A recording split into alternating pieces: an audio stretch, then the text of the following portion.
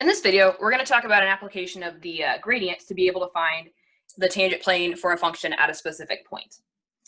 The main idea behind this is just that the gradient actually winds up acting as your normal vector.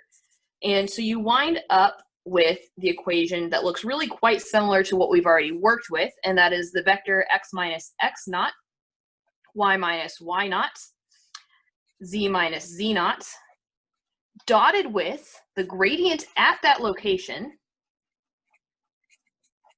That all has to be equal to 0. So I'm going to walk through some steps to be able to use this equation with just like a general looking formula. And I'm going to do this by way of example and kind of list some steps, and then we'll work another example all the way through. So let's go ahead and start with the example of x, y squared, z cubed equals to negative 12. And we're going to find the tangent plane at the point 3, 2, negative 1. So looking at this, it might not be immediately obvious what the function is that we're working with, but kind of the big idea here is that this is sort of like a level set, if you will, for a higher dimensional function that f with the x, y, and z inputs. And what we can do is just say, okay, well, this is, suppose we had like, specific inputs here, you wind up with the negative 12 as your output. So we can replace this negative 12 with just some notation for the function.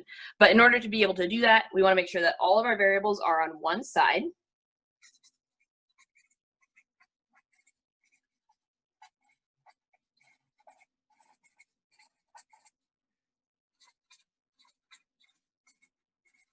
Which in this case they already are, but sometimes they're not.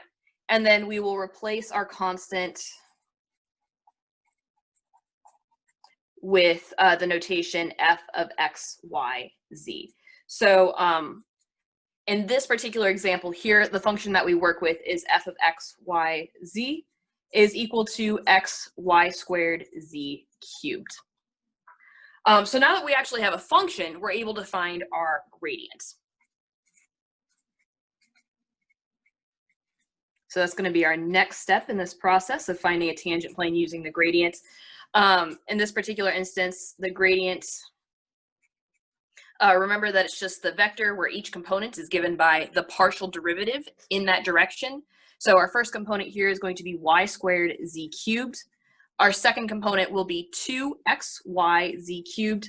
And then our third component is that partial with respect to z. So 3xy squared z squared. And then we'll close that vector notation there. Okay, so we've got our gradient. We already know the point that we want it to be at, so all we have to do is now fill in the pieces here.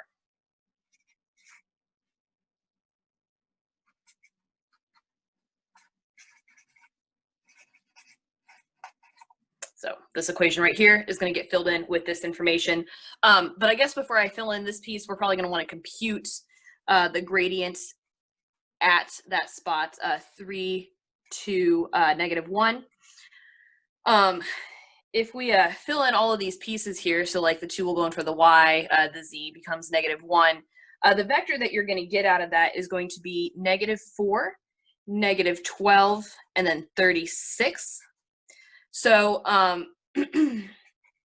the equation for our tangent plane winds up being x minus 3, y minus 2, and then z plus 1 dotted with negative 4, negative 12, 36, and that is all equal to 0.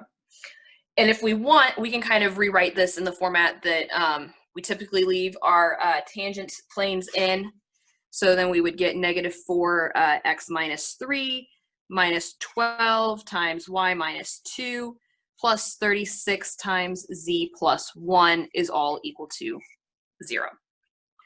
So that's pretty much all there is to that process. Really the biggest hurdle in getting started is just recognizing that we can replace this constant with the function notation, just kind of treating this as though this is a function. And this is just one example of the output from that whole function. So we just replace negative 12 with f of x, y, z, and then we're able to compute the gradient and fill in this equation here with all of that information. let's work one more example. So in this particular instance, we're going to look at x squared plus y cubed minus z squared plus xy to the fourth times z. And that's all going to be equal to, I guess, negative 12 again. And we're going to find the tangent plane to this at the location -2, -1, 3. Okay, so our goal is to wind up with an equation that looks like x minus x naught, y minus y naught, z minus z naught, that when we dot it with the gradient of f at x naught, y naught, z naught, we get 0 out of it. So we have to figure out what our function is. We then have to get the gradient, and then we plug everything in. So to get the function, we make sure that all the variables are on one side, which they already are. And then we replace that constant value with fxyz. So we have fxyz is equal to x squared plus y cubed minus z squared plus xy to the fourth times z. So then our gradient in this case is, so partial with respect to x, I'm going to get 2x plus y to the fourth z. Partial with respect to y is going to be 3y squared and then plus 4xy cubed z. And then my partial with respect to z for my third component, I guess we'll have to go on the next line. We get negative 2z and then plus xy to the fourth for that one right there. So now all we have to do is plug in this point that we're basing it at into the gradients and then into this part right here. And for the gradients, this winds up giving us back the vector -1, 21, and then -8. So plugging all this information into our tangent plane equation, we are going to get x plus 2.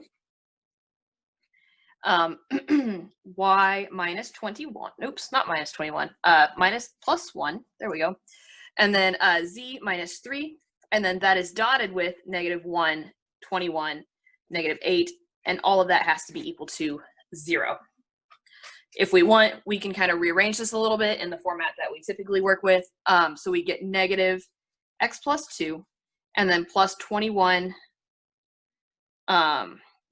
this wound up being y plus 1 here, and then minus 8 times z minus 3, and all of that is equal to 0.